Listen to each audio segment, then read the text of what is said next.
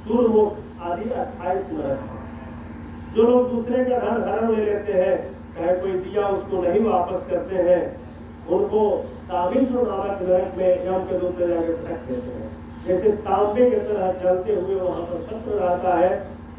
जो आगंतुकों के आने पर, भोजन करने पर, स्वागत करने से आंख फाड़ के देखते हैं, भोजन करने पर भी आंखें गड़ा कर देखते हैं, ऐसे लोगों को अंधता कुप नामक नरक में डाल दिया जाता है, जहाँ की भूत की आंखों को नोच के खाते हैं।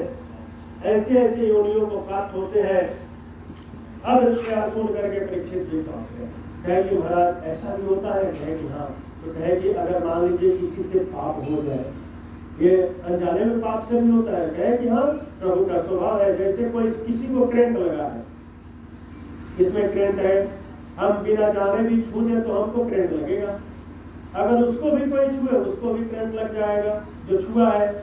तो अनजाने में भी जो अपराध होता है उसका भी पाप लगता है। तो कहे कि महाराज कोई ऐसा उपाय बताइए जिससे कि अनजाने या जाने में भी पाप हो जाए तो उसका पाप न लगे, यहीं पर उसका निवारण हो जाए। इसका कोई उदाहरण है? अगर मान लीजिए कपड़े में दाग लग गया तो कोई बढ़िया साबुन दे दीजिए, लगा दिया गया, चकाचक, दाग का पता ही नहीं लगे। तो परीक्षित कहते हैं, सुखदेव जी कहते हैं कि देखो, दाग लगे और साबुन लगाते जाओगे तो छूटता जाएगा, लेकिन दाग पे ही दाग लगते जाएंगे तो उसके लिए धोबी घाट बनाकर रखा हुआ है। कपड़ों को धोगे, धोबी बुलाएगा, पटक पटक करके उसको धुलेगा। तो वैसे ही नरक भी बनाए गए हैं। पाप करते जाओगे, वहां जब फटके जाओगे तो फिर सब छू जाओगे, फिर चमकने लगोगे। तो ऐसा करना ही नहीं चाहिए जिससे कि हमको पटकाना पड़े। कोई बढ़िया सा साबुन लेकर के मार देना चाहिए। सुनो, तुमको इसके बारे में एक पुराने इतिहास की कथा सुनाते हैं। एक अजामिल नाम का ब्राह्मण था, सात्विक थे, धर्माचरण थे, गायत्री जप करने वाले थे, संध्योपासन करने वाले थे।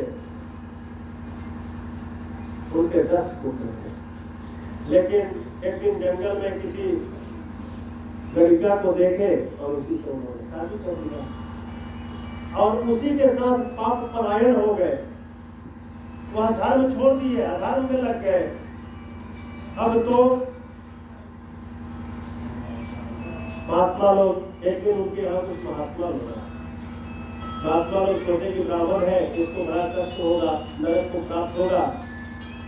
और उसकी पत्नी गर्भवती थी, तो अजामिल था नहीं, पत्नी ने बहुत सेवा की।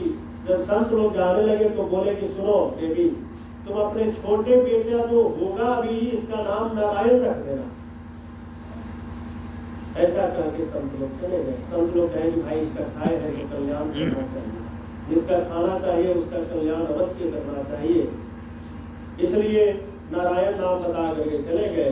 बच्चे का जन्म हुआ, नारायण उसके नाम दिया। जब उसकी अंतिम समय आया, एक दिन यम के दूत अपने दूतों को भेजे और जब काला कलुखा दूतों को देखा भैंसे पर चढ़ा हुआ तो जोर जोर से चिल्लाने लगा, बेटा नारायण, मुझे बचाओ। यह सुन करके यम के दूत दौड़ते हुए पार्षद आ गए, विष्णु के पार्षद आ गए और कहेंगे आकर के उन सबों को मारे। कहे तुम क्यों मार रहे हो? तो कहे तुम काले कलुखे कौन हो? विष्णु के दूत बोले कि, यम के दूत बोले कि पहले तुम लोग बताओ, तुम लोग कौन हो? तुम लोग चमकीले तुम लोग कौन हो? कहे कि हम चाहे जौन है, तुम बताओ तुम कौन हो? कहे कि महाराज हम यम के दूत है, जीवन भर घोर पाप किया है, इसको हम यमपुरी लेके जा रहे हैं, इसको नरक में डालेंगे। विष्णु के दूत बोले कि तुमने सुना नहीं इसने किसको आवाज लगाया? हमारे प्रभु का नाम लगाया है, इसलिए हम लोग आए, इसको हम ले जाएंगे, इसके अधिकारी हम हैं, हम लेकर के जाएंगे।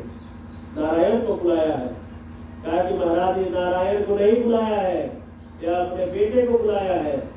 विष्णु के दूत पार्षद लोग बोले इसके बेटे का नाम 2-4 वर्ष से रखा होगा, या जब इसका जन्म हुआ होगा तब रखा होगा।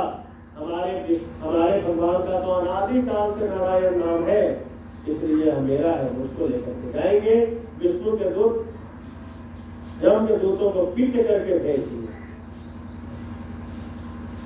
यह जब दृश्य देखा अपने आंख के सामने होश में आ गया था, तो देखा कि हाँ, गलती से भी एक बार नाम लेने से भगवान का इतना मान लेना अच्छा हुआ। भगवान भी कहते हैं भाव कुभावयल कयाल सहु, नाम जपत मंगल दिशि दसहु। भाव से कुभाव से जैसे भी नाम जपिए दसों दिशाओं में मंगल ही होना है। मंगल भवन या मंगलहारी दशरथ अजिर बिहारी। इस प्रकार से भगवान की महिमा का वर्णन बताए। और यहाँ पर यम के दूत लोग जाकर के अपना पास यमराज के पास फेंक दिया, कहा कि महाराज हमको आपकी ड्यूटी नहीं करना है कि जाकर के आए हैं। कौन पीता? विष्णु के दूतों ने पीला। एक बार वो अपने मुंह से नारायण क्या कह दिया, जैसे नारायण बोले यमराज आकर के वो मुंह बंद कर दिए। क्यों? हमारा मुंह क्यों बंद कर रहे हैं? कहे कि दो चार बार नाम रख दोगे और उनका नाम लेते हैं जो अपने यहाँ पड़े हैं नरक में, सब निकल करके चले जाएंगे यहाँ से। उनका नाम सूंढ लेंगे तो वैकुंठ को प्राप्त हो जाएंगे। सुनो, जो अपने तो कहेंगे महाराज किसको लाना है हमको बता के भेजिएगा, नहीं तो हम लोग अब किनारे के लिए नहीं जाएंगे। तब यमराज जी कहते हैं जिह्वान व्यक्ति भगवत गुणामधेयम चेतश्चन स्मरन्ते चरणारविंदम। जिसका जिह्वा कभी भी भगवान का नाम नहीं लिया हो, जो कभी अपने मन से भगवान का ध्यान भी नहीं किया हो, कभी चरणों का स्मरण नहीं किया हो, चाहे कभी चरणोदक नहीं लिया हो, कृष्णाय नमो नमति यचेगा, कभी भगवान का नाम नहीं लिया हो, अर्थात अपना जीवन पूरा पाप ही पाप में बिताया हो, किसी को नहीं, बाकी किसी को हाथ मत लगाना, बाकी किसी को हाथ मत लगाना, ऐसा कह करके यम के दूतों को यमराज जी ने समझाया। फिर परीक्षित जी कहते हैं कि महाराज हमको ध्रुव जी के वंश के बारे में बताए, लेकिन जो प्रचेतागण हुए उनका वहीं तक बता के रोक दिए कि प्रचेतागण हुए